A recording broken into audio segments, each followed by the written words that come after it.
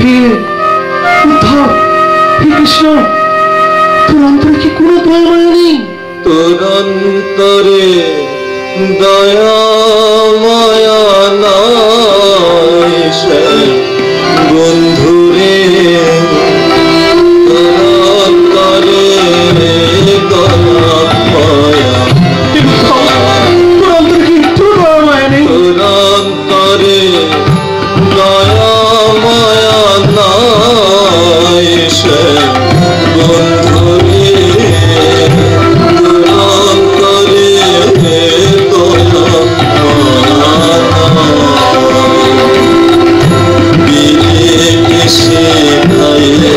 যশোমতী মা কেঁদে চলেছে। জনম ভরা কান্দাই বানিসে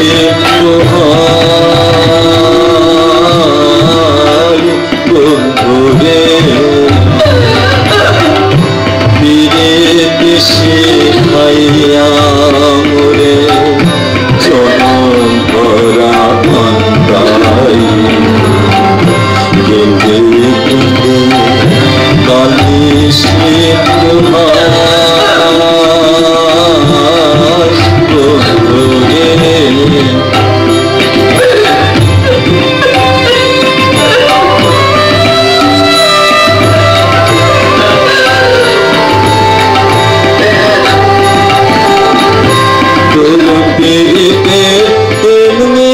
ধারা যে আনতে হইয়াছি মারা, তোর পিড়িতে তেমনি ধারা যে আনতে হইয়াছি মারা, তাকে কত জোড়াইছে বন্ধুরে, আমি তাকে কত কেমনে জোড়াইছে বন্ধুরে, তোর অন্তরে দয়া এমন সরল পিয়া পাশাতে বান্ধিয়া আমার প্রতি হইলে নিদায় বন্ধুরে, এমন সরল হিয়া পাশাতে বান্ধিয়া আমার প্রতি হইলে নিদায় বন্ধুরে, আমি পাগল বেশে শুধু তোমাকে দেশে ঘুরে, আমি পাগল বেশে শুধু তোমাকে দেশে মন দিয়ানি যুগল চর পাইছে বন্ধুরে, আমি মন দিয়ানি যুগল চর পাইছে বন্ধুরে, তোর অন্তরে দয়া মায়া নাই, তোর অন্তরে দয়া মায়া নাই বন্ধুরে, তোর অন্তরে দয়া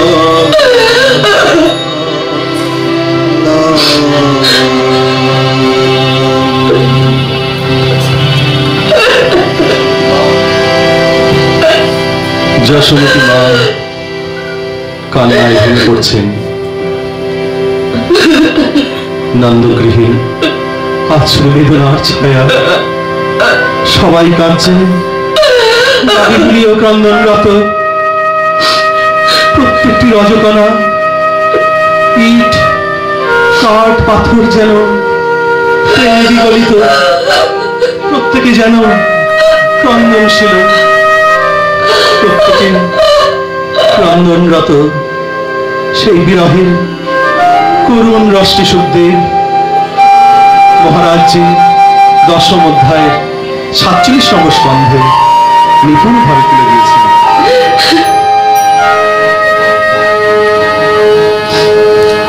আজ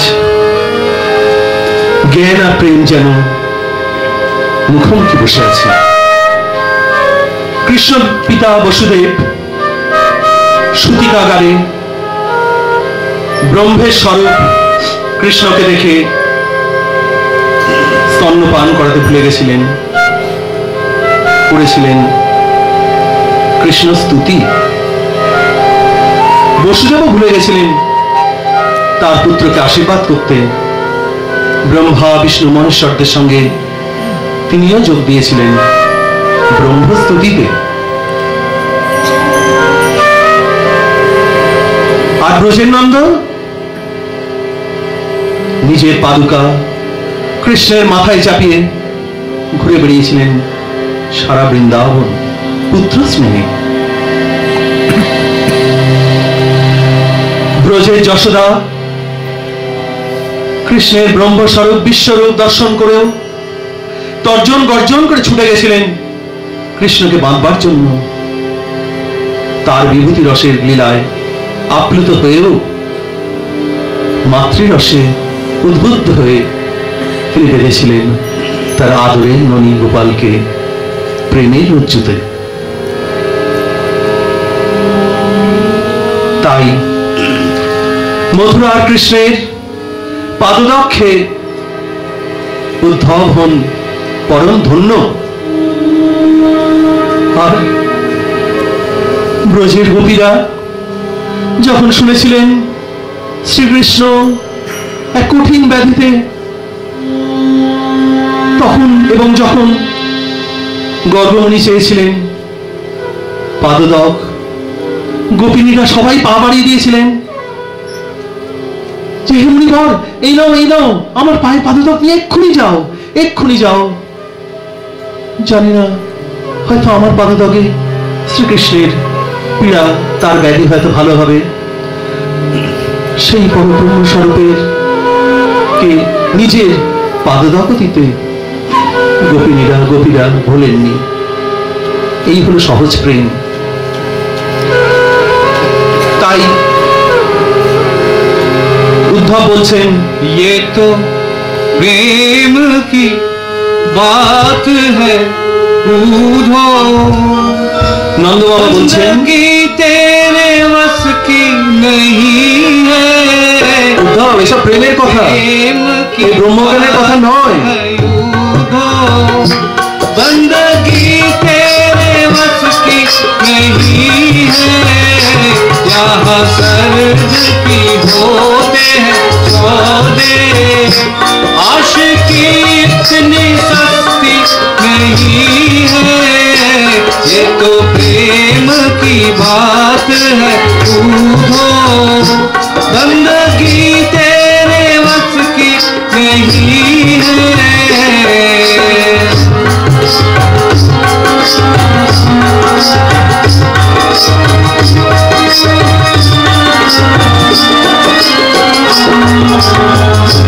प्रेम वालों ने का वक्त पूछा, उनकी पूजा में सुनने आओ। प्रेम वालों ने का वक्त पूछा, उनकी पूजा में सुनने आओ।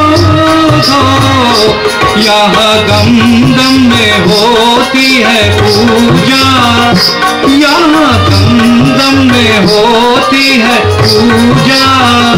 सर झुकाने की फुर्सत नहीं है। ये तो प्रेम की बात है बूढ़ो, बंदगी तेरे वश की नहीं है।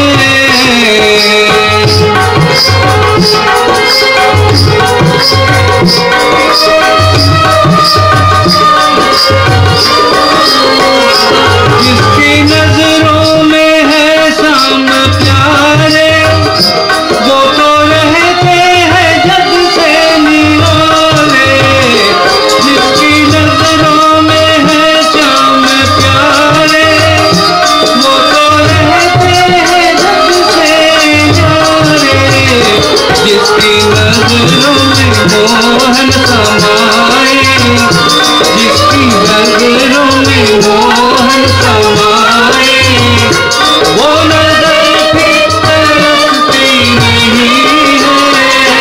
ये तो प्रेम की बात है, बूझो बंदगी तेरी नजर से यहाँ दर्द की होते हैं सौदे, आशिकी इतनी सस्ती नहीं है। ये तो प्रेम की बात है, बूझो ये तो प्रेम की बात है, बूझो बंदगी तेरे बस की नहीं है। উদ্ধব, উদ্ধব, এই প্রেমের ভাষা, এই জ্ঞানের জায়গা নয়। তুমি কি শেখাচ্ছ আমাদের? তোমার প্রভু কি তোমার জ্ঞান যোগ দিয়ে এখানে পাঠিয়েছে? না না না, বৃন্দাবনে জ্ঞানের কোনো জায়গা নেই, যোগের কোনো জায়গা নেই, সাধনার কোনো জায়গা নেই। বৃন্দাবন তো এমন এক জায়গা যেখানে ব্যাস শুধু মনে করো সে আমার প্রীতম, সে আমার পরম আপন, সে আমার একান্ত আপন। ব্যাস শুধু পড়ে থাকো, তার লীলারস স্মরণ করো আর চোখের জলে ভেসে যাও। এই তো সাধন, এই তো আমি চাই। এইভাবে সারা রাত্রি অতিক্রান্ত কৃষ্ণ কথায় ভোরের রক্তরাগান্বিত সূর্য নারায়ণকে প্রণতি জানিয়ে উদ্ধব চললেন যমুনার দিকে স্নানান্নিক সমাপন করতে।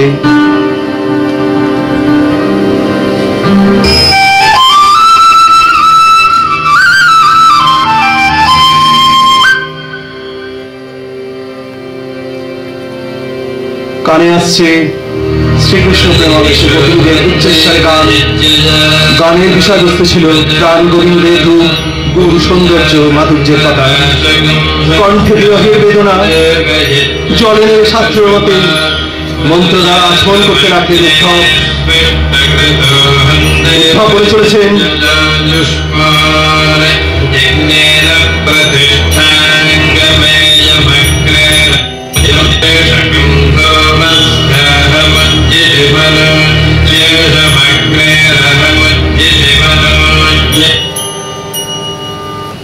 উচ্চস্বরে কৃষ্ণ লীলা তার কর্ণে প্রবেশ করায় মনে হচ্ছিল এই যেন তার মন্ত্র অপেক্ষাও অনেক বেশি সুমধুর। বেদের মন্ত্র ভেঙে যাচ্ছিল বৃন্দাবনে শ্রীকৃষ্ণ লীলায়। উদ্ধবের কাছে মনে হচ্ছিল সে বেদের মন্ত্র চেয়েও যেন কৃষ্ণ লীলা অনেক বেশি সুমধুর। পূজা সমাপন করে তীরে উঠলেন। সব গোপিনীরা তার দিকে তাকিয়ে দেখতে লাগলেন। সবাই বলতে লাগলো, দেখ দেখ দেখ দেখ দেখ, ঠিক যেন আমাদের শ্যামের মতো মুখশ্রী। দেখ দেখ, সেই পীতাম্বর, সেই কস্তর, সেই কস্তমালা পরে এসছে। দেখ দেখ দেখ, সেই যে শ্যামের বাঁশুড়ি, আহা কি অপরূপ দেখাচ্ছে। কি আমাদের শ্যাম সুন্দর? দেখবি আর দেখবি আর না, ওই না তুই তো আমাদের শ্যাম সুন্দর নয়। উদ্ধব কুঞ্জ বিধি ধরে ধীরে ধীরে এগিয়ে চলেছেন। বৃন্দাবনের যে কুঞ্জ আমরা দু অর্থে ব্যবহার করি। বৃন্দাবনের রসিকজন কুঞ্জ বলতে বোঝায় যোগমায়ার আবরণে ঢাকা যে কুঞ্জ, সহজে সেই কুঞ্জের দ্বার কখনো খুলে যায় না। সেই কুঞ্জের অর্গল বাধা থাকে প্রেমের অর্গলে। প্রেমের অস্ত্র যদি কারুর দুচোখ দিয়ে না বেরোয়, তাহলে সেই কুঞ্জের অর্গল কখনো খোলে না। কিন্তু আজকের যোগমায়া সেই কুঞ্জ থেকে অপসারিত। তার কারণ উদ্ধব যে আসছেন কৃষ্ণ সাজে সজ্জিত হয়ে, তাই আজ যোগমায়া অপসারিত হলেন। কুঞ্জের দ্বার খুলে গেল। সহসা উদ্ধব দেখলেন শীলাঙ্গা শস্ত্রকেশা মল সবলপটা। কি দেখছেন? শীলাঙ্গা শস্ত্রকেশা মল সবলপটা প্রজ্জ্বলচ্ছন্নকৃষ্টা দৃষ্টাস্তজাত বেদস্তুতয়োর্বাবৃতা ধূম ভস্মাদিভির্या কিঞ্চ ব্যগ্রাক্ষ্মিযুগ্মা দলদধরদল শাসবর্গা মুখান্তা। খুব সুন্দরভাবে এই স্তোত্রটি গোপাল চম্পু থেকে নেওয়া। বৈষ্ণবদের গোপাল চম্পু সনাতন গোস্বামী লিখেছিলেন। এই গোপাল চম্পু বইটি যদি পড়েন, প্রেমের আকর, প্রতিটি পথ থেকে মনে হয় যেন প্রেম ঝরে ঝরে পড়ছে। খুব উচ্চ অবস্থায় না গেলে এই প্রেম কিন্তু কোনো দৈহিক কামনা বাসনাজিত প্রেম নয়। রাধা কৃষ্ণের যে প্রেম অন্তরে ক্রমাগত প্রবাহিত হয় ভক্তের জন্য, এবং ভক্তের যে প্রেম অন্তরে প্রবাহিত হয় ভগবানের জন্য। সনাতন গোস্বামী নিজের চোখে গোপিনীদের দর্শন করেছিলেন। খুব ভাগ্যবান যারা তারা গোপিনীদের দর্শন পান। আমি আমার গুরুদেব শ্রী শ্রী ব্রজেশ্বরানন্দ মহারাজজি এবং মা কৃষ্ণপ্রিয়া যখন বৃন্দাবনে ছিলেন, তখন সেই যোগমায়া তাদের সাধনে সেই কপাট অর্গল প্রেমের অশ্রুতে খুলে দিয়েছিলেন। সেখান থেকে আমি যা শুনতে পেয়েছি, যা জানতে পেয়েছি, খুব অল্প, এ তো মুখে বলার অযোগ্য। যতটুকু আমি মুখে প্রকাশ করতে পারছি সেই গোপিনীদের অঙ্গকান্তি আমি প্রকাশ করছি। পুরোটাই আমার শোনার কথা, মর্মস্থলে এখনো আমি দেখিনি। তাদের অঙ্গ প্রত্যঙ্গ অত্যন্ত ক্ষীণ, কেশপাশ নিতান্ত অযত্নে আলু থালু, মলিন বস্ত্র পরিহিতা, প্রজ্বলিত অঙ্গ ছটা, অঙ্গ থেকে যেন হাজার হাজার চন্দ্রের স্নিগ্ধ জ্যোতি যেন ফুটে বেরোচ্ছে। প্রত্যেকে যেন ধূম ভস্মাবৃত অগ্নির মতো, অর্থাৎ অগ্নিকে যদি ভস্ম ধূমে যদি ঢেকে ফেলা যায় যেমন দেখতে লাগে, সেই প্রজ্বলিত ছটাকে, হাজার হাজার চন্দ্রমার প্রজ্বলিত ছটাকে যেন ধূম ভস্মায় যেন ভস্মাবিত তারা, ঠিক যেন বিরহ রসে এক এক মূর্ত প্রতীক। ধীরে ধীরে তাদের পদ্মসম আঁখিছে, আঁখিগুলি মেললে উদ্ধবের দিকে। উদ্ধবের মনে জেগে উঠল এক অপার্থিব আনন্দের রস। উদ্ধব বলছেন, হে সখীগণ, আমি কৃষ্ণচন্দ্রের দূত, তার খবর নিয়ে আমি বৃন্দাবন থেকে এসেছি। গোপিনীরা যখন শুনলেন উদ্ধব তাদের শ্যামের দূত, তারা উদ্ধবকে মাঝে বসিয়ে গোল করে তারা ঘিরে বসলেন। সলজ্জ হাসি হেসে দৃষ্টিপাত করলেন এবং মধুর বচনে জিজ্ঞাসা করলেন, হে ভদ্র, আপনি নিশ্চয়ই প্রভুর পিতামাতার প্রতি সব প্রীতি সম্পাদনের জন্য এখানে এসেছেন, না হলে এই নন্দগ্রামে আপনি কি কতগুলো গোয়ালিনীর মনোরঞ্জনের জন্য এসেছেন? দেখ দেখ সখী, দেখ সখী, দেখ পরব্রহ্ম স্বয়ং, তিনিও ভুলতে পারেন না তার পিতামাতার কথা। তাই জন্যই তোমাদের কৃষ্ণচন্দ্র পিতামাতার মনোরঞ্জনের খবরের জন্যই তোমাকে পাঠিয়েছে। আমরা আর কি বল, আমরা আর কি, আমরা তো ত্যাক্ত পরিত্যাজ্য প্রভুর দ্বারা। আমাদের জন্য কি এখন খবর নিয়ে আসবে তুমি?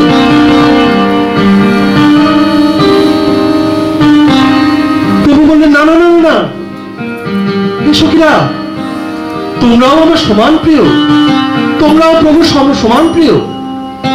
প্রভু তোমাদের জন্য খবর দিয়েছে, জানো তো, প্রভু প্রত্যেকের জন্য খবর দিয়েছে। গোপীরা হাসতে হাসতে বললেন, আচ্ছা প্রভু আমাদের জন্য খবর দিয়েছেন। শোনো উদ্ধব, একবার বোকাবান করেছি, আমরা দ্বিতীয়বার সেই চতুর, সেই লম্পট, সেই লোভী, তোমরা যাকে পরব্রহ্ম বলো, আর তার পারে পা দেব না। গোপিনীর এখানে 8টি দৃষ্টান্ত দিয়েছেন, দিয়ে বলেছেন কিভাবে প্রভু আমাদের পরিত্যাগ করে চলে গেছেন। প্রথম শ্লোকে গোপিনীরা বলছেন তৎসত্তে তৎসত্তা, তদসত্তে তদসত্তা।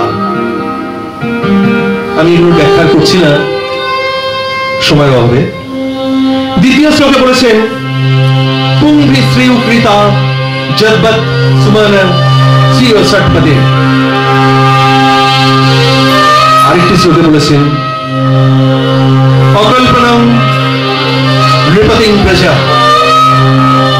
আরেকটি শ্লোকে বলেছেন অধিক বিদ্যা আচার্য। যেমন, এটি আমি ব্যাখ্যা করছি, যেমন আমরা প্রত্যেকেই কিন্তু তাই করি, আচার্যের কাছে বিদ্যা লাভের পর আর কিন্তু সে আচার্যের কাছে যাই না। বিদ্যা লাভ একবার হয়ে গেল, আমরা ফিরেও দেখাই না সেই আচার্য সুখে আছেন কি দুঃখে আছেন, কি তিনি মরে গেছেন, কি তিনি বেঁচে গেছেন। জানো তো, প্রভু আমাদের এইভাবেই ফেলে দিয়ে চলে গেছেন। আরেকটি শ্লোকে বলেছেন খগাবিত ফলম কৃত, অর্থাৎ পক্ষীর সঙ্গে কিন্তু ফলেরই সম্পর্ক। যে গাছ ফুল ফলে সমৃদ্ধ, সেই গাছে কিন্তু বিভিন্ন পক্ষীর সমাগম। যে ফল গাছে যে ফল হয় না, যে গাছ পরিত্যক্ত, সেই গাছে কে বসে জানো? খগরাজ। সেখানে সেই গাছ পরিত্যক্ত, তিনি আজ আমরা পরিত্যক্ত করি। ইত্যাদি নানান উদাহরণ দিয়ে গোপীরা বলতে লাগলেন। আচ্ছা উদ্ধব, বলতে পারো এই যে সব প্রীতি ছিল না, এই প্রীতির কিছু কিছু কারণ ছিল, তাই এইসব কারণ যেদিন ফুরিয়ে গেছে সেদিন প্রীতিও চলে গেছে। প্রত্যেকেরই কারণ ছিল। যেমন বিদ্যা অর্জন একটি কারণ, যেদিন বিদ্যা অর্জন শেষ হয়ে গেছে সেদিন যেমন তার ছাত্রও চলে গেছে। এইরকম কিন্তু আমাদের প্রীতি, উদ্ধব বলতে পারো আমাদের এই প্রীতির কি কারণ, এই প্রীতির কি হেতু? আমরা তো কোনোদিন তাকে কোনো কারণ নিয়ে ভালোবাসিনি। আমরা তো এই যে প্রীতি, এই প্রীতি কিন্তু অহেতুকী প্রীতি। সবাই লক্ষ্য রাখবেন, ভাগবত যখন পড়বেন বা প্রত্যেকটি শাস্ত্রগ্রন্থ যখন পড়বেন, আমার অনুরোধ, এখানে আমার চেয়ে অনেক বয়স্ক, অনেক সাধু সন্ত বৈষ্ণব বিদ্যাজন আছেন, প্রত্যেকটি শাস্ত্রগ্রন্থ কিন্তু রূপক ভাবে লেখা। শাস্ত্রের একটি অক্ষর আছে, অক্ষরের পরে কিন্তু আবার রয়েছে তার গূঢ় নিহিত অর্থ। ধরবার চেষ্টা করবেন সেই গূঢ় নিহিত অর্থ। মনে করুন আমরা সেই কৃষ্ণচন্দ্র, সেই গুরু, সেই গোসাইকে আমরা খুঁজে পাচ্ছি না। আমাদের অন্তরে তিনি আছেন, কিন্তু হে প্রভু, কোথায় তুমি? কোথায় নাথ? হে প্রভু, তুমি কোথায়? গোপিনীরা যেমন সেই আরতি নিয়ে ডেকেছিল, চলুন আমরা সেই আরতি নিয়ে তাকে খুঁজি। অন্তরে, বাহিরে, প্রতিটি শ্বাসে আমরা তাকে খোঁজার চেষ্টা করি। হে প্রভু, তুমি কোথায়? হে প্রভু, তুমি কোথায়? হে প্রভু, তুমি কোথায়? মনে করি আমরা সেই গোপী, আমরা সেই গোপিনী। প্রতিটি হৃদয় যেন সেই গোপী হৃদয়। প্রভু দ্বারা পরিত্যক্ত আমরা চোখের জলে ভেসে আমাদের উদ্ধবকে যেন বলছি, হে উদ্ধব, আমাদের মনের কথা শোনো।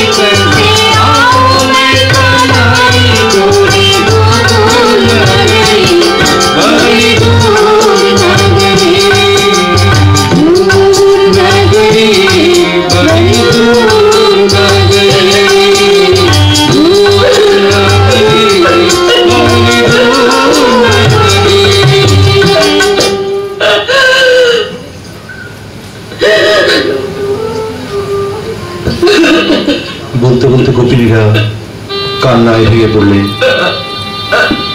চলুন আমরাও সেই গোপিনীদের সেই ক্রন্দনগত চেহারা মুখে নিয়ে চলুন আমরাও কেঁদে ডাকি, হে কৃষ্ণ কিশোর, হে শ্যামল কিশোর, হে শ্যামল কিশোর, হে গোপী, হে শ্যামল কিশোর, আমাদের অন্তরে তুমি প্রকাশমান হও, আমাদের অন্তরের বেদনা তুমি বুঝো, হে কৃষ্ণ।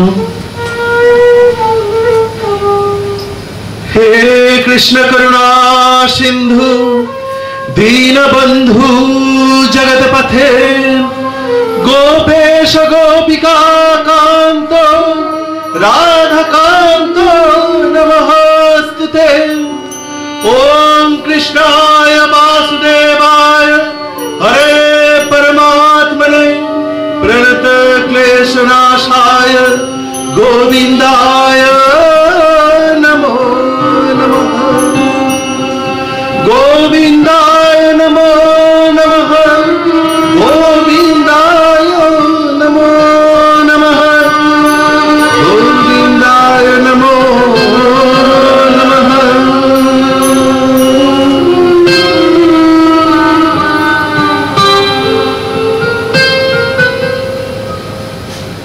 ভাবাবিষ্ট উন্মাদিনী ব্রজ রমণীদের তীব্র ব্যাকুলতা, বেদনা ভরা কণ্ঠ, আর্তিবাণী শুনতে লাগলেন উদ্ধব।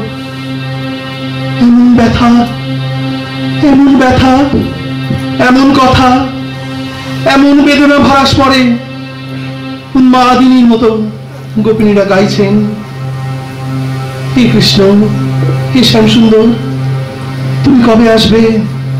হে শ্যাম সুন্দর, তুমি কখন আসবে?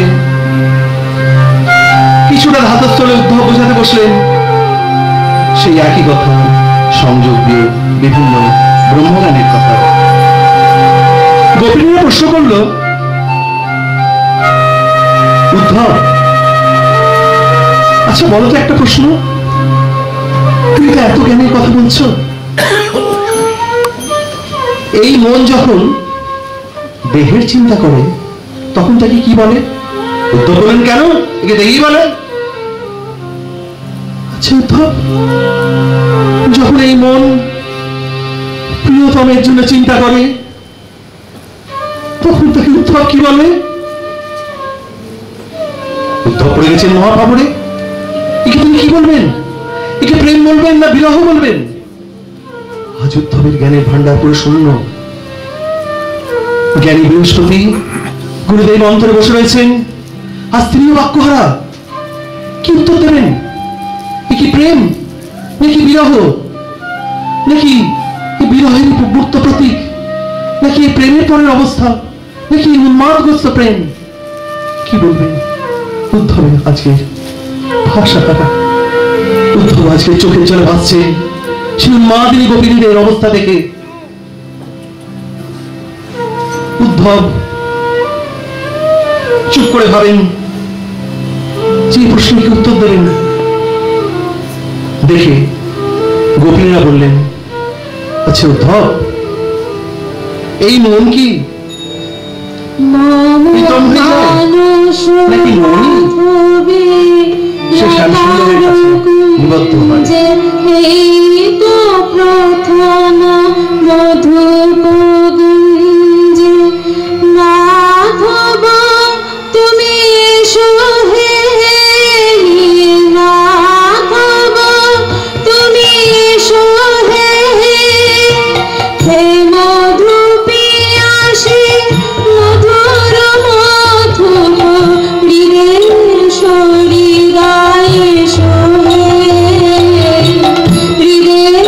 Shri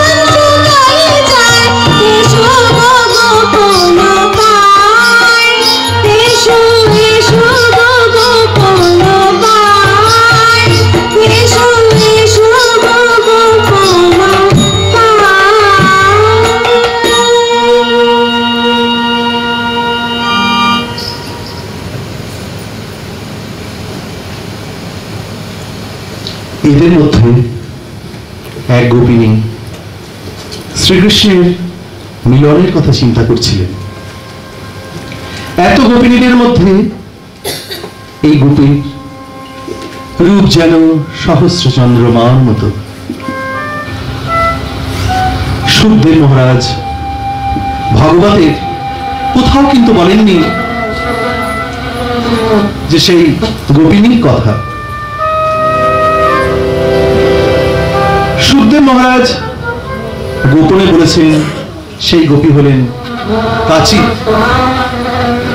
অর্থাৎ কাচীর কথা অর্থ ক অর্থাৎ প্রেম সুখে, আ অর্থাৎ নিমজ্জিত, চিত কথার অর্থ জ্ঞান জ্যেষ্ঠা। অর্থাৎ এই কথাটিকে সম্পূর্ণ আমি একটু ব্যাখ্যা দিয়েছি, জানি না আপনাদের মতো রসিকজন আমার সঙ্গে একমত হবেন কিনা। আমি যে ব্যাখ্যাটা দিয়েছি সেটা হচ্ছে কৃষ্ণ প্রেম সহজাত। সেই কৃষ্ণ প্রেম কিন্তু অন্তরে সবাই রয়েছে, সবাই কিন্তু সেই কৃষ্ণ প্রেমে আপ্লুত, কিন্তু সেই কৃষ্ণ প্রেমের কিন্তু আধিক্য রয়েছে। সেই কৃষ্ণ প্রেমের রয়েছে আধিক্য, সেই কৃষ্ণ প্রেমের রয়েছে পূর্ণতা, রয়েছে পরিপূর্ণতা। মাত্রা ভেদে সেই প্রেমের মাত্রাও কিন্তু এক এক রকম। যে গোপিনী কৃষ্ণ প্রেমের পরিপূর্ণতা লাভ করেছেন শ্রী শ্রী রাধারানী। সখী শিহরি কেমন সাউন্ড আসছে না। সখী শিহরি কেমন নাম শুনে যার এত প্রেম জাগে, চোখে আলে এত জল। সখী সে বলে কেমন নাম শুনে যার এত প্রেম জাগে, চোখে আলে এত জল। সখী সে বলে কেমন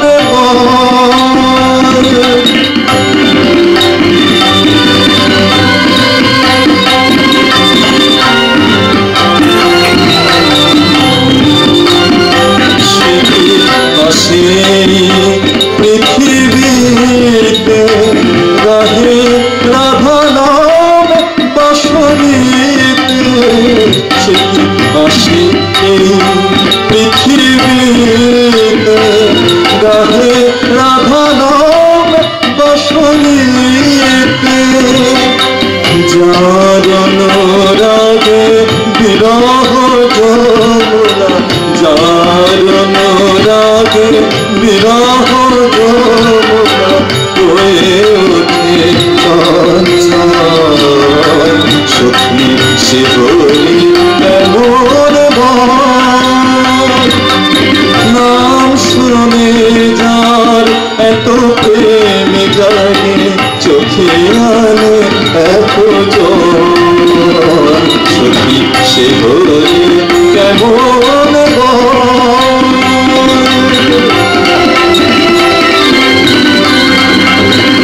সে আসে পৃথিবীতে রাধে রাধা নাম বাসরিতে, সে কি আসে পৃথিবীতে রাধে রাধা নাম বাসরিতে।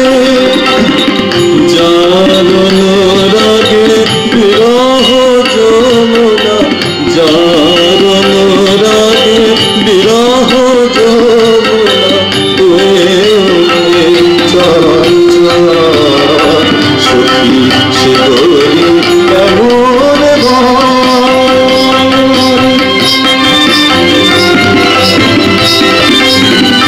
তারে নামে ডাকে আসে, কোন রূপ কোন পাইলে সে সম ভালোবাসি তারে নামে ডাকি আসি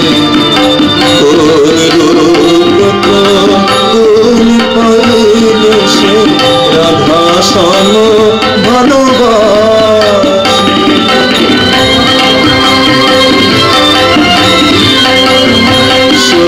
শুনেছি সে নাকে কানো জানে কেমন সে এত ভালো শুনেছি সে নাকে কানো জানে কেমন সে এত ভালো মায়া ভুলাইতে মায়া দিশে মায়া ভুলাইতে মায়া দিশে করে গো মায়ার সে করি এমন নাম শুনে যার এত প্রেম জাগে চোখে মানে এত সে বলি কেমন সে বলি কেমন সে বলি কেমন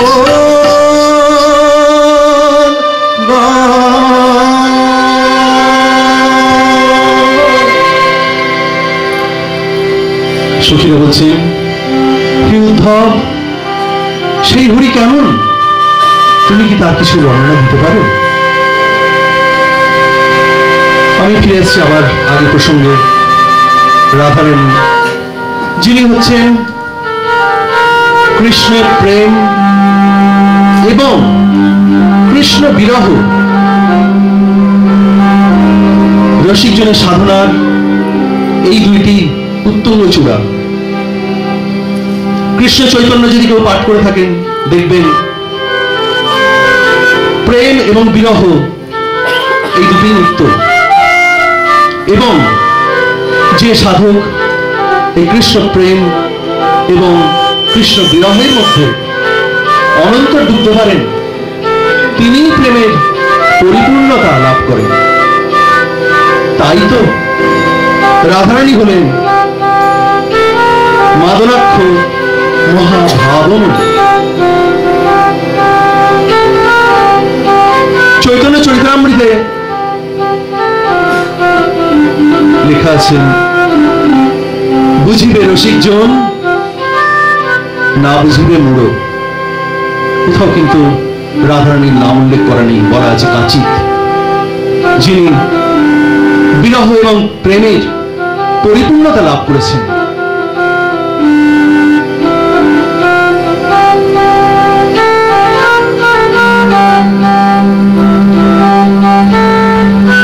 এমন সময় তিনি একটি ভ্রমরকে রাধারানী তার পদপ্রান্তে গুঞ্জন করতে দেখে তার মানভঞ্জনের জন্য প্রিয়তমের প্রেরিত দূত রূপে তাকে কল্পনা করে বলতে লাগলেন, হে ভ্রমর, তুই দূর যা,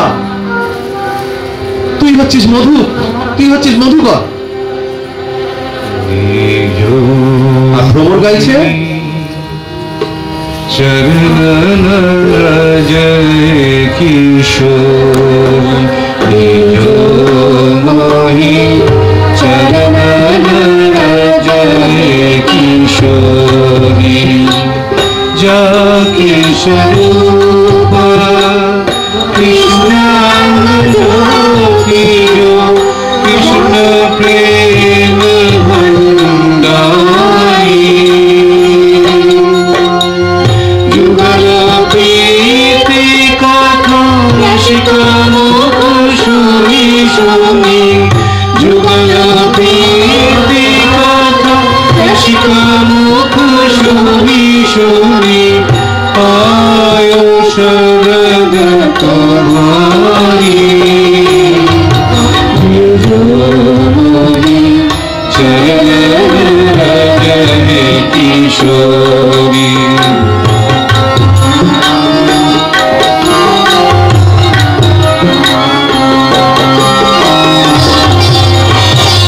প্রেম জল নয়ন মুরি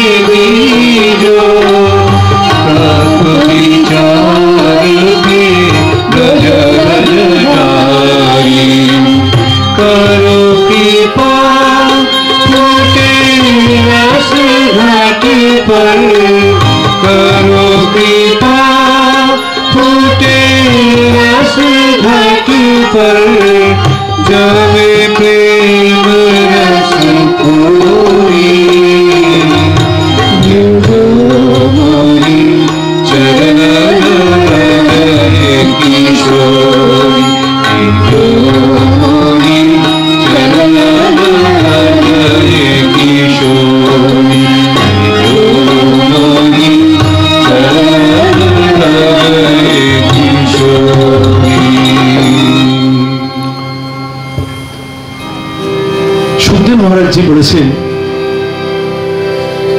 কচ্মিন্নম মধুকরং দৃষ্টা ধ্যায়ন্তে কৃষ্ণ সঙ্গমম প্রিয় প্রস্থাপিতং দূতং কল্পয়িত্বেদমব্রবীৎ।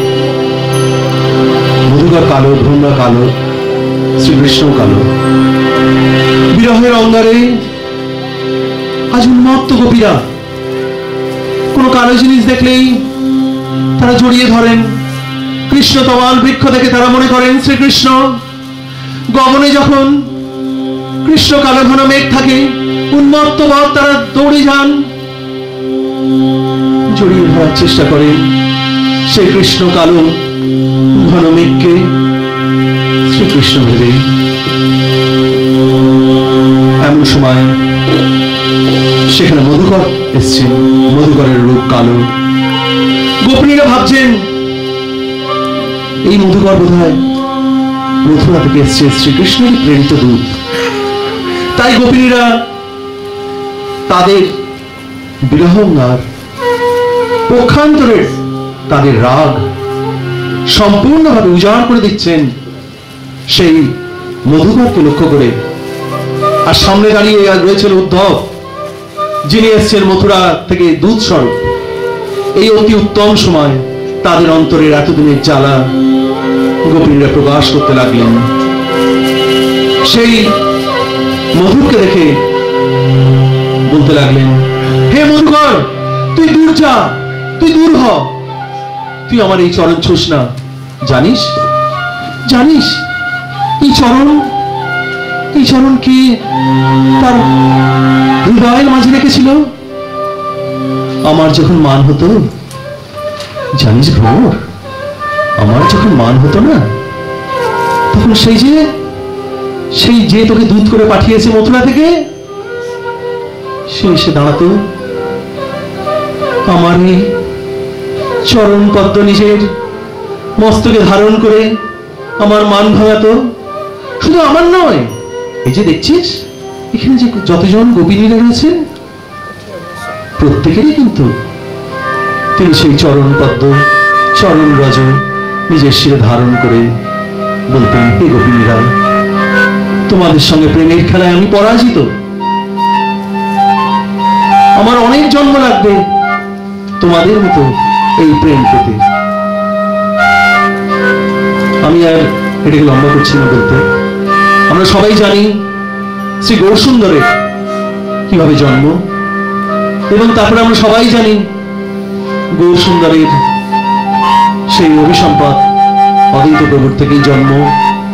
আমাদের পরম শ্রদ্ধেয় শ্রীকৃষ্ণ স্বরূপ, শ্রী গৌরাঙ্গ স্বরূপ, প্রেম অবতার শ্রী শ্রী সদ্গুরু বিজয় কৃষ্ণ। প্রেমের উন্মত্ততায় আজ গোপিনীরা ভুলে গেছেন সবকিছু। এত তীব্র উন্মত্ততা যে তারা দুহাত তুলে গাইতে লাগলেন,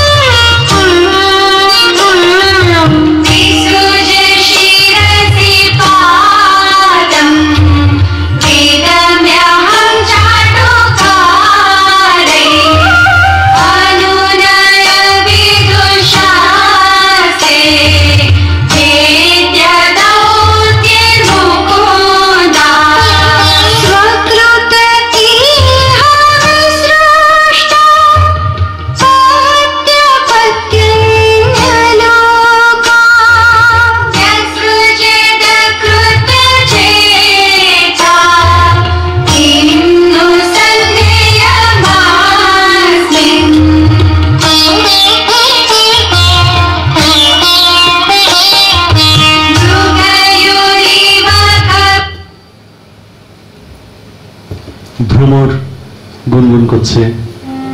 তাকে দেখে গোপিনীরা ভাবছেন, বলছেন, হে ভ্রমর, তুই দূর যা।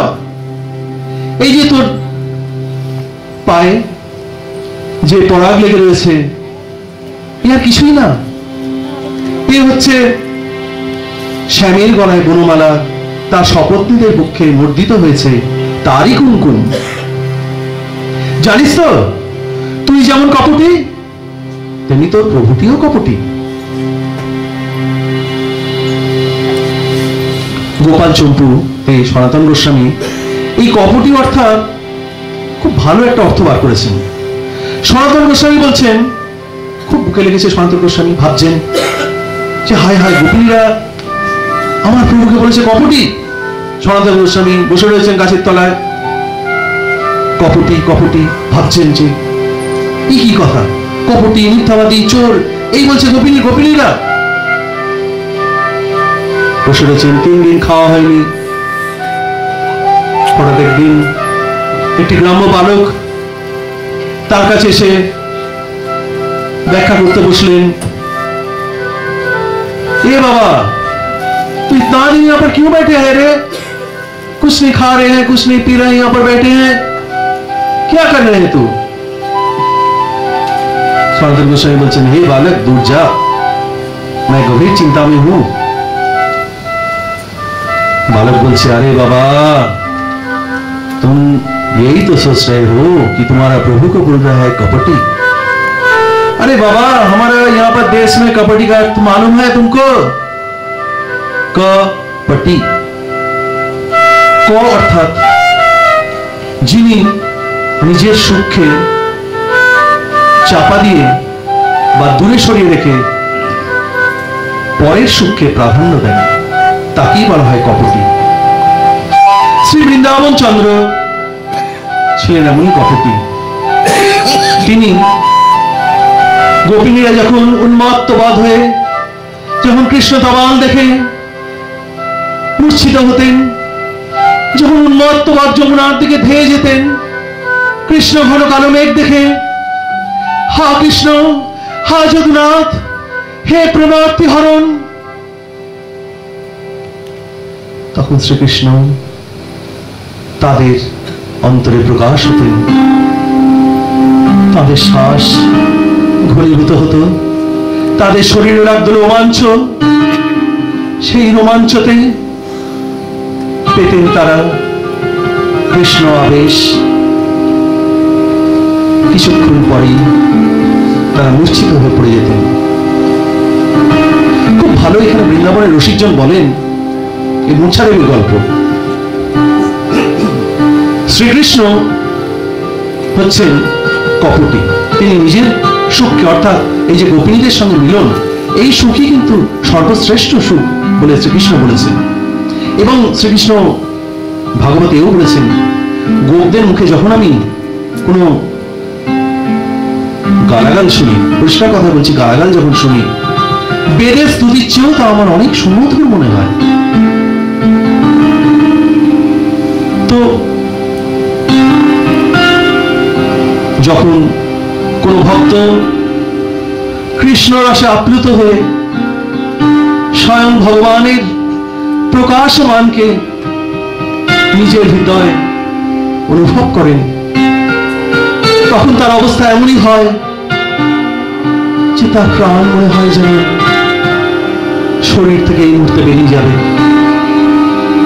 শ্রীকৃষ্ণ তখন কি করেন, সে ভক্তটির শরীরকে তুলে দেন মূর্ছা দেবীর হাতে, আর মূর্ছা দেবী ছুটে এসে সযত্নে তুলে ধরে সেই ভক্তের হৃদয়, আর সেই গোপী মনস্কা ভক্তের প্রাণ রক্ষা হয়। মূর্ছা দেবী খুব সুন্দর রসিকজন বৃন্দাবনে উদাহরণ দেয়। তাই রাধারানী বলছেন যে হে ভ্রমর, তুই দূরে যা, জানিস তো তুই যেমন কালো, তোর প্রভুও তেমনি কালো। আর কি করে যে তিনি লক্ষ্মী দেবীকে তার হৃদয় রেখেছেন আমিও জানি না, নিশ্চয়ই তিনি লক্ষ্মী দেবীকে কোনো ছল কপট এই আমাদের যেমন করেছে, আমরা যেমন বোকা বলিনি, আমরা যেমন সর্বস্ব, আমাদের প্রাণ, আমাদের মন, আমাদের হৃদয়, আমাদের সুখ, আমাদের ইহকাল পরকাল সর্বস্ব যেমন সেই হৃদয় সেই প্রভুর প্রায় সমর্পণ করে দিয়েছি, সেরকম লক্ষ্মী দেবীকেও হয়তো তিনি কোনো ছল কপটতায় তার হৃদয় হরণ করে নিয়েছে। ভ্রমর গুনগুন গুনগুন গুনগুন গুনগুন করে গান চাইছে, বারবার রাধারানীর চরণ স্পর্শ করতে চাইছেন আর বলছেন, দেখো দেখো রাধারানী, আমি মানছি তুমি আমার প্রভু সবচেয়ে প্রিয়তম, কিন্তু আমার প্রভু কারণ কপট, মিথ্যাবাদী, চোর এরকম বলবে না। জানো তো, প্রভুকে বলার আগে তুমি আমাকে দেখো। তুমি জানো যে আমি কি খেয়ে বাঁচি? গোপীরা বলছেন, হ্যাঁ হ্যাঁ হ্যাঁ হ্যাঁ, খুব ভালো করে জানি, বলো তো। ভ্রমর বলছেন, আমি হচ্ছে রসাহারী, আমি রস খেয়ে বাঁচি। আর জানো তো, রসই হলেন পরব্রহ্মস্বরূপ। বেদে কি বলেছে জানো? রসই বৈশ্য, অর্থাৎ রসই হলেন ব্রহ্মস্বরূপ, আর আমি হচ্ছে সেই ব্রহ্মের দূত। তুমি আমার প্রভুকে বলছো কপটী, তুমি আমার প্রভুকে বলছো মিথ্যাবাদী, চোর। আমি হচ্ছে উত্তমের উত্তম, আর আমার প্রভু সেটা আমার চেয়েও উঁচু, সে হচ্ছে পরব্রহ্ম। গভীরেরা হো হো করে হাসতে লাগলেন পরব্রহ্মের কথাটি যেই তাদের কানে গেল। ও, তুমি হচ্ছে উত্তমের উত্তম, আর তোমার প্রভুটি হচ্ছেন পরব্রহ্মস্বরূপ। মথুরায় তোমাকে এইসব বুঝিয়েছেন উনি, আর সেই সব বার্তা দিতে তুমি এখানে এসছো? কি উদ্ধব! দেখো দেখো, প্রভু তোমাকেও দুঃস্বরূপ পাঠিয়েছে, আর এই যে কালো ভ্রমর, তাকেও দুঃস্বরূপ পাঠিয়েছেন। বলছেন তিনি নাকি ব্রহ্মস্বরূপ, লীলাময়। তাহলে আজকে শোনো হে ভ্রমর, তোমাকে বলি তিনি কি করেছেন। তিনি প্রত্যেকটি গোপীর ঘরে ঘরে গিয়ে আমাদের পরম সযত্নে যে ভক্তিভাবের মাত্র আমাদের হৃদয়ে সযত্নে লালিত করে রেখেছিলাম, সেই প্রেমের অঙ্কুরকে মধুমুখ কবার আগেই তিনি পান করেছেন, তিনি অঞ্জলি ভরে খেয়েছেন। আর জানো, কাত্যায়নী পুজো করার পর সেই শারদ পূর্ণিমার রাত্রে তিনি কি করেছিলেন? তিনি জীবাত্মার সঙ্গে পরমাত্মার মিলন ঘটিয়েছিলেন। সেই যে সেই মিলন, সেই মিলনের আনন্দে আমরা পাগল পারান, আমরা আত্মহারা। ঠিক যেমন সামান্য মিছিরি খাইয়ে যদি সেই মিছিরির টুকরো মুখ থেকে যদি কেড়ে নেওয়া হয়, তাহলে যেমন অবস্থা হয়, জানো তো আমাদের অবস্থা আজকে তাই। আমরা বিরহের অঙ্গারে প্রতিনিয়ত তুষের মতো দিকে দিকে চলছি। কৃষ্ণ, হে শ্যাম, তুমি কোথায়? হে শ্যাম, তুমি কোথায়?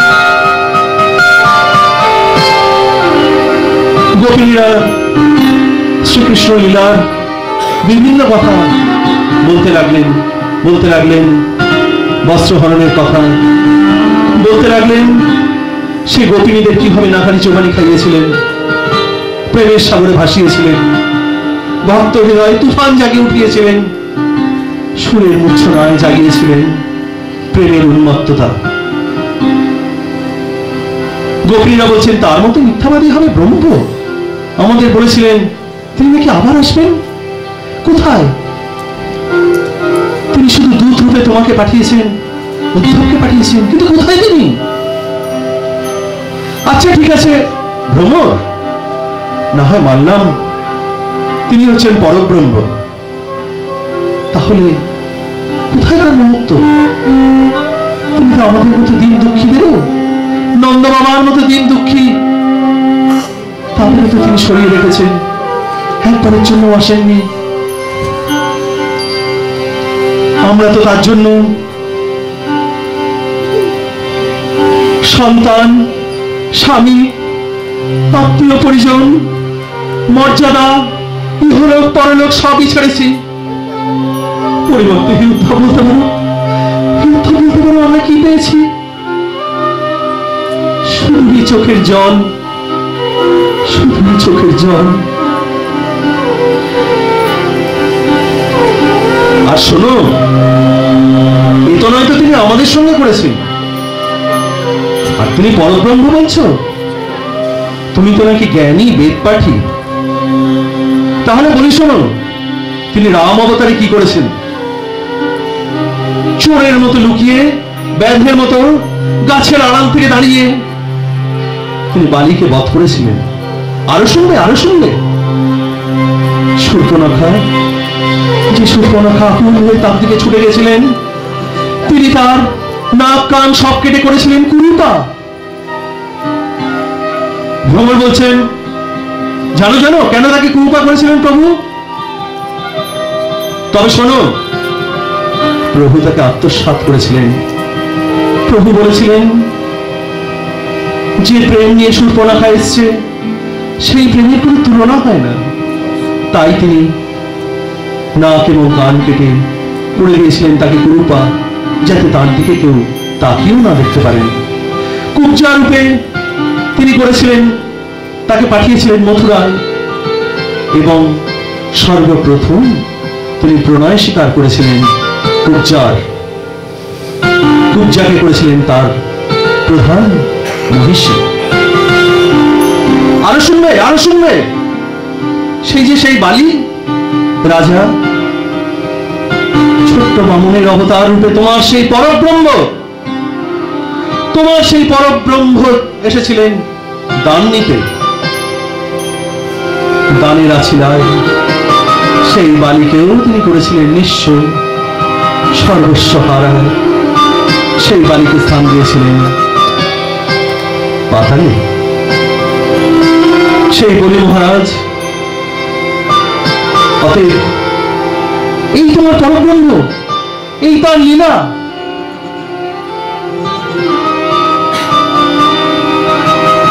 ভ্রমর, অনেক হয়েছে, অনেক হয়েছে। আর তুই এখানে আসিস না, তুই যা, তুই আমার চরণপদ্ম আর ছুস না। হে ভ্রমর, তুই দূর যা। প্রেমের 64,000 যদি কেউ ভাগবত যদি পড়েন, এবং তারপরে যদি ভাগবতের যদি ব্যাখ্যা করেন, এবং তখন তার থেকেও যদি আপনারা কোনোদিন গোপালচন্দ্র এবং সনাতন গোস্বামী, রূপ গোস্বামীদের যদি লেখা পড়েন, দেখবেন প্রেমের অবশ্যই অপার্থিব প্রেমের 64,000 রস আছে, অর্থাৎ 64,000 ভাব আছে। একভাবেই আমরা অস্থির, কেটে কেটে পাগল সারা। তাহলে কল্পনা করা যায় শ্রীরাধা, যিনি প্রেম এবং বিরহ দুয়েরই সম্পূর্ণতা, পরিপূর্ণতা অর্জন করেছেন, অর্থাৎ এই 64,000 ভাবকলা যার মধ্যে সম্পূর্ণভাবে পরিস্ফুট। তাহলে তিনি প্রেমের কোন উত্তুঙ্গ চূড়ায় রয়েছে, বিরহের কোন অতল গভীরে তিনি রয়েছেন। কি ভ্রমর, এত কিছুর পরেও তুমি জিজ্ঞাসা করতে পারো যে তাহলেও আমরা কেন শ্যামের নাম করছি? জানো তো, নাম এবং নামই অভেদ। সেই যে তিনি বলে গেছেন, নাম এবং নামই অভেদ। তাই আমরা তার যখন লীলা গান করি, আমরা যখন কৃষ্ণ লীলায় উন্মত্ত হয়ে তার লীলা কীর্তন করতে থাকি, অন্তরে পাই তার প্রকাশ। কৃষ্ণ লীলায় আপ্লুত হয়ে পাই তার প্রকাশ। তখন আমাদের কৃষ্ণ লীলায় আপ্লুত হয়ে আমরা ভাবি, নাম এবং নামই সত্যিই অভেদ। তাই তো কৃষ্ণলীলা সবচেয়ে মধুর। আর এই জিনিস আমরা কিন্তু কোনোদিন ছাড়তে পারবো না। উত্তর, আমরা কোনোদিন ছাড়তে পারবো না। হে ভ্রমর, তুই সোজা চলে যাস মথুরায় উঠতে উঠতে, আর বলিস কৃষ্ণ, তাকে হয়তো আমরা ছাড়তে পারবো, কিন্তু তার লীলা কীর্তন আমরা কি জন্মে কেন কোনো জন্মেও ছাড়তে পারবো না।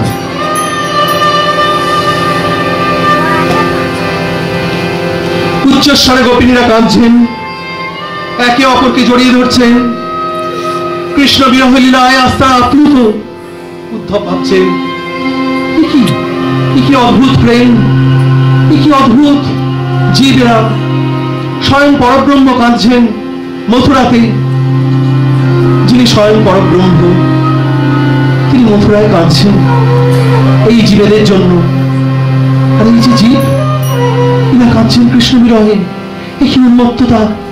কোথায় ব্রহ্মজ্ঞান, কোথায় জ্ঞানের পরিভাষা? উদ্ধব আজ চিত্রাকৃতের মতো দাঁড়িয়ে রয়েছেন। সেই সময় সে যে মাদনাক্ষ মহাভাবে জর্জরিত যে সখী, তিনি হঠাৎ বলে উঠলেন, হে সখী রে, আমি আর বাঁচবো না সখী। এই যে কৃষ্ণ বিরহ লীলা, এই যে কৃষ্ণ বিরহের তাপ, এই কৃষ্ণ বিরহের তাপ পুটপাত থেকেও যে আরো অধিক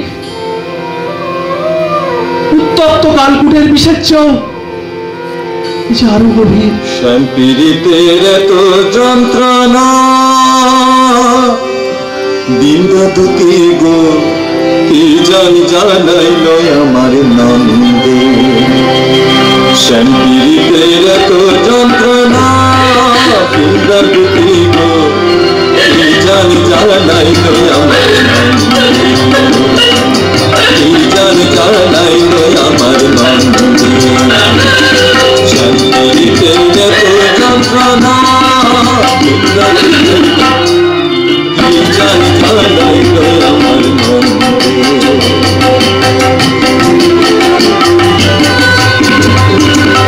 আমি যাইব যখন রান্না ঘরে, আমি যাইব যখন রান্না ঘরে, নন্দে যাইব সঙ্গে সাথে লোকের কাছে বলে, আমি নাকি চাল চাবাই, আমি নাকি চাল চাবাই, কি জানাইল আমার নন্দী। শ্যামগিরিতের এত যন্ত্রণা বিন্দা দুঃখে গো, কি জানাইল আমার নন্দী।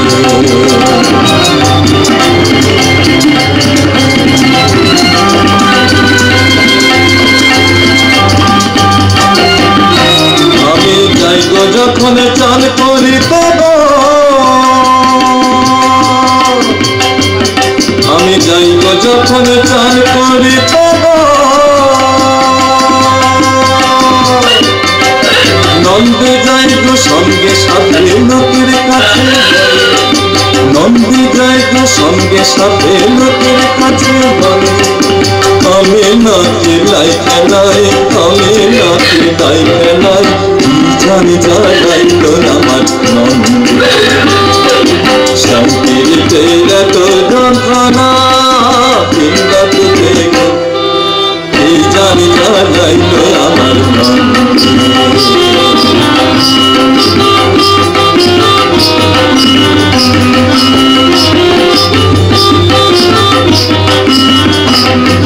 ঘরের পাশে গোরা বাস ঘন ঘন ঘেরা,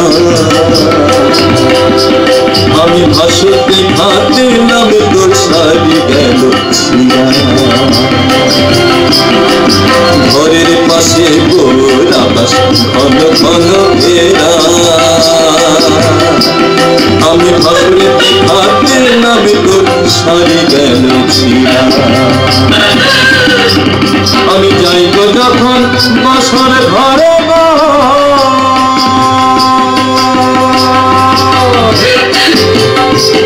আমি যাইব যখন বছর ঘরে গো,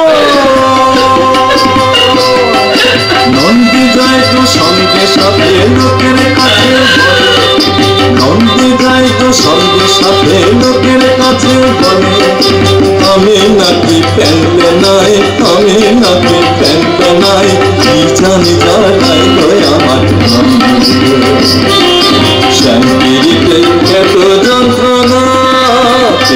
রেখে গো এই জাল জাগাই গো আমার মন এই জাল জাগাই গো আমার মন এই জাল জাগাই গো আমার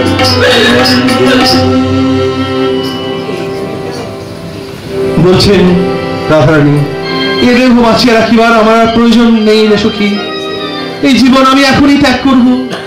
হে সখী আমার, মৃত্যুর পর কৃষ্ণ তমাল বৃক্ষে ঝুলিয়ে রাখিস আমার এই দেহ। আমার দেহে যেটুকু মাটির অংশ আছে তা মথুরার পথে পথে ছড়িয়ে দিস। যাতায়াতের পথে নিত্য আমার অঙ্গে যেন লাগে স্বামীর পাদ স্পর্শ। আমার এই যে চোখের জল দিয়ে দিস সেই সরোবরে, যে সরোবরে তিনি নিত্য অবগাহন স্নান করেন, আমি যেন পাই সেখানেও স্বামীর পরশ। আর আমার শরীরের যে তেজাংশ, সেই তেজাংশ দিয়ে দিস তারই বদন শোভা পান যেখানে, সেই দর্পণে।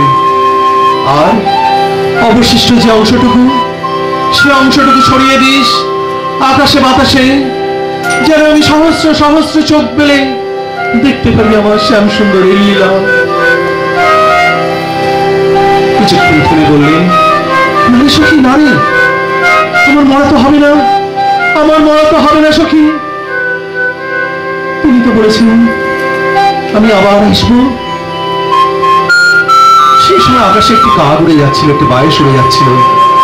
তিনি সেই বায়সের দিকে দু হাত তুলে বলতে লাগলেন, হে বায়স, তুমি কোথাও থেমো না, তুমি কোথাও থেমো না, যাও যাও মথুরায়, যেখানে বসে রয়েছেন মথুরা রাজ, সেখানে গিয়ে বলো আমি দেখে এলাম একটি গৃহে আগুন লেগেছে।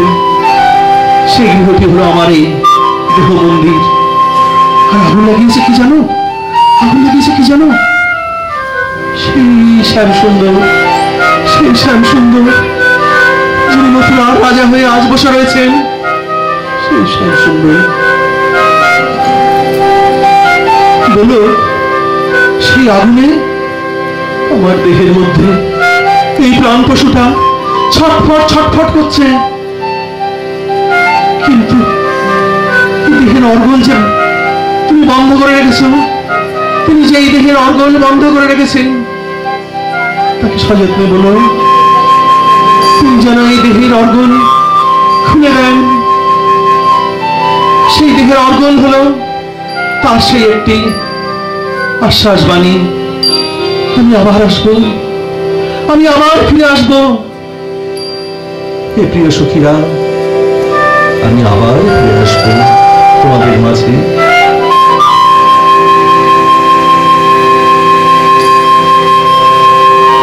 প্রভু বলছেন, যদ ভাব বন্ধনং ইয়র্ণৈর্বধ্বৈ প্রেমানিগদ্যতে, যে ভাববন্ধন অনিত্য তাহা প্রেম নয়, যে ভাববন্ধন অজর অমর অবিনাশী তাহাই প্রেম। ধ্বংস হওয়ার যথেষ্ট কারণ আছে, কিন্তু তাও সেই প্রেম, যে প্রেম ধ্বংস হয় না, তাই হলো স্বতঃস্ফূর্ত প্রেম। প্রীতি কারো হলে রূপ নেয় স্নেহ। স্নেহ দুই প্রকার, ঘৃত স্নেহ, মধু স্নেহ। কৃষ্ণ আদরে, কৃষ্ণ প্রীতিতে ঘৃত স্নেহ বিগলিত হয়, মধু স্নেহ কৃষ্ণ আদরে আরো জমাট বাঁধে। এর থেকে জন্ম নেয় মাধুর্য রস এবং মান। মান যদি গাঢ়ত্ব প্রাপ্ত হয়, রূপ নেয় প্রণয়। এই প্রণয় আবার জন্ম দেয় রাগের। রাগের গাঢ়ত্ব প্রাপ্ত অবস্থাই হলো অনুরাগ। অনুরাগ জন্ম দেয় ভাবের।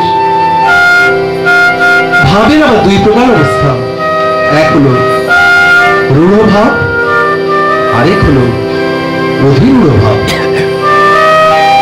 এই ভাবের গাঢ়তর অবস্থা হলেন মহাভাব। এই মহাভাবী সমাপ্তি কোথায়? তা হল মদনাক্ষ মহাভাবে, এবং শ্রী রাধাই ছিলেন এই মদনাক্ষ মহাভাবের মূর্ত প্রতীক।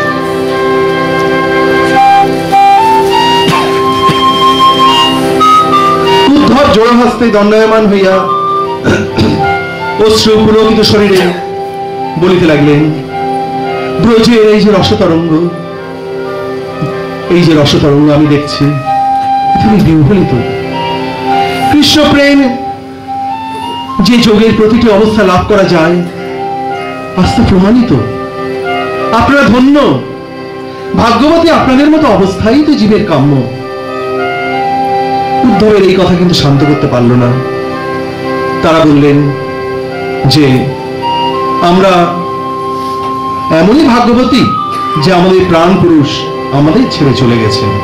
যাকে উদ্ধব, তুমি এইসব কথা বলো না, কৃষ্ণ কি বলেছেন সেই কথাই বলো। উদ্ধব বললেন, শ্রীকৃষ্ণের প্রথম বাণী, ভবতীনাং বিয়গ মে নাহি সর্বাত্মনা কচিৎ। ভবতীনাং বিয়গ মে নাহি সর্বাত্মনা কাচিৎ।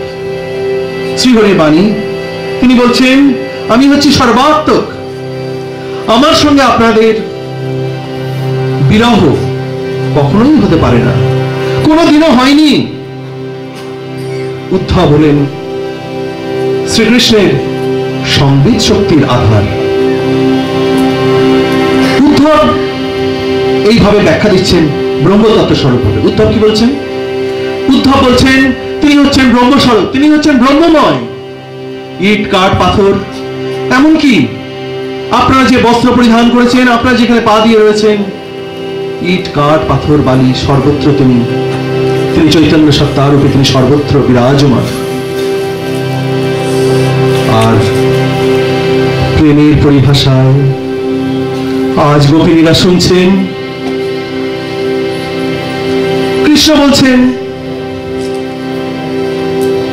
তোমাদের সঙ্গে আমার বিয়োগ আংশিক, একমাত্র দৈহিক। তার কারণ কৃষ্ণ আবার বলছেন, এই যে আমি তো তোমাদের সঙ্গে সবসময় যুক্ত, তোমাদের অন্তর, তোমাদের বাহির সবসময় যে আমি যুক্ত হয়ে রয়েছি। কিভাবে? এই যে তোমরা যখন কৃষ্ণ বিরহে উন্মাদিনীর মতো ছুটে যাও, তোমরা সবাই কৃষ্ণতমান বৃক্ষ দেখে যখন জড়িয়ে ধরো, শ্রীকৃষ্ণের রূপ রস তোমাদের মধ্যে সঞ্চারিত হয়, এই কি ধ্যান নয়? যমুনার তীরে তোমরা যখন সব সখীরা মিলে মিলিত হও, সেখানে বসে যখন কৃষ্ণলীলা অনুধাবন করো, গুঞ্জরিত হয় তোমাদের মনে প্রাণে কৃষ্ণলীলা। কোথা থেকে কেটে যায় দিবস যামিনী, কোথায় থাকে দিন, মাসে, রাত্রি? এই কি ধারণা নয়? ঘন্টা পর ঘন্টা তোমরা কৃষ্ণ প্রেমে আপ্লুত থাকো, একই জায়গায় স্থির আসনে তোমাদের চিত্ত কেটে যায়। এই কি তোমাদের আসন স্থির নয়? আর প্রাণায়ামের কথা বলছো, সে তো তোমরা নিজেরাই জানো। কৃষ্ণ বিরহ অঙ্গারে যখন তোমরা উন্মত্তের মতো আমাকে স্মরণ করো, তোমাদের হৃদয় যখন আমি পরিস্ফুট হই, তোমাদের শ্বাস যখন ঘনভাবে যখন বইতে আরম্ভ করে, যখন আসে মিলনের আনন্দ, সে কি প্রাণায়াম নয়? উদ্ধব, কি গোপীরা, তোমরা তো যোগারুরা, যোগীর উন্মত্ত অবস্থায় রয়েছে তোমরা সহজ প্রেমে। কোন কষ্ট সাধ্যে যোগ সাধনে যে তোমাদের নেই। বিরহের উত্তম পীড়ায় বসে আজ সব জায়গায় তোমরা দেখছো কৃষ্ণ কৃষ্ণ কৃষ্ণ।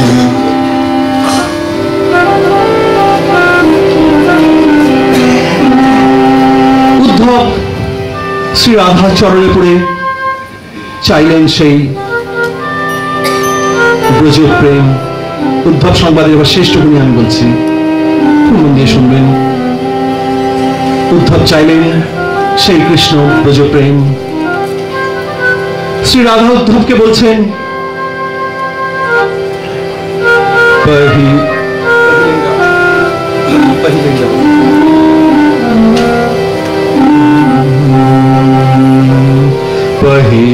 पहिलहि राग भेल, पहिलहि राग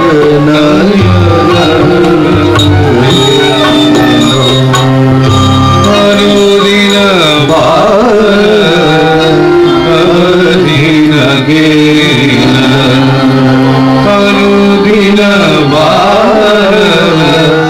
अवधिन गेल, पहिलहि राग भेल। ना तुम ना हम रमनी, ना तुम ना हम रमनी, दहुवर पेशर जानी, दहुवर भव पेशर जानी, पहिलहि राग भेल। सो अभिरा तू भेली दूती, सो अभिराग तू भेली दूती, शुभुष की मेरी चलती, शुभुष मरी मेरी चलती, पहिलहि राग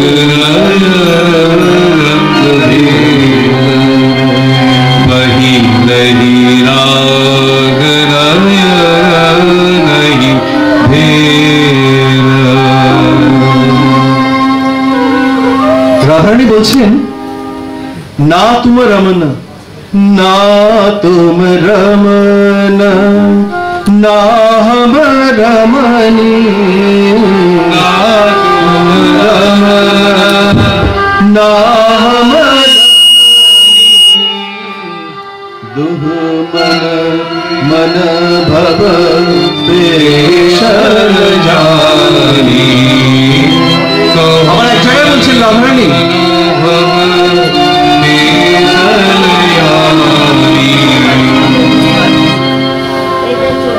রাধারানী বলছেন সেই ভক্তেরই প্রেম আমার ভালো লাগে। উদ্ধব, তোমার জ্ঞান যোগের সাহায্যে তুমি কৃষ্ণকে পরব্রহ্ম বলে জেনে তার ভক্ত হয়েছ। তোমার ভক্ত হৃদয় তার প্রতি প্রেম অঙ্কুরিত করার জন্যই কৃষ্ণ তোমাকে তার দূত করে পাঠিয়েছেন। এই সংবাদ দিয়ে যেন তোমার প্রভু বৃন্দাবনে না এলেও তাকে বলো যে আমি তার অন্তরে সর্বত্র বিরাজমান।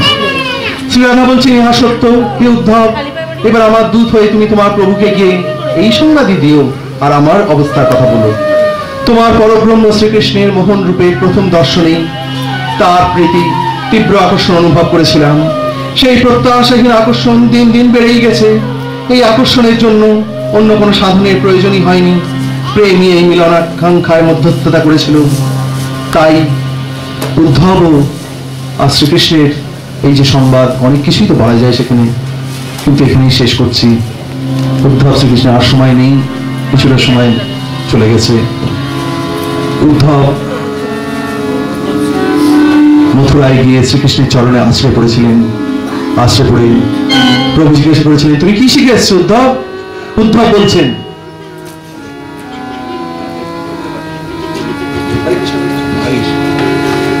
हरे कृष्ण कृष्ण कृष्ण हरे हरे हरे राम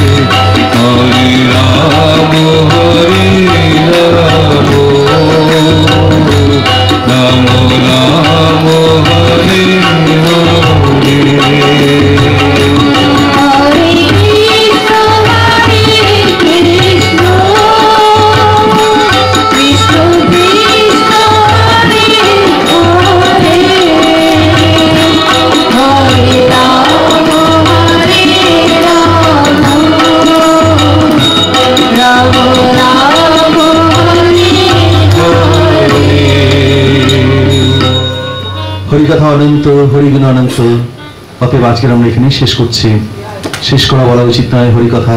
হরিকথাকে বলা হয় যে আমরা আজ এই কথার বিশ্রাম নিচ্ছি। জয় জয় শ্রী গুরুদেব, জয় জয় শ্রীকৃষ্ণ, জয় জয় শ্রী হরি, জয় জয় শ্রী রাধে, জয় জয় শ্রী রাধে, জয় জয় শ্রী রাধে।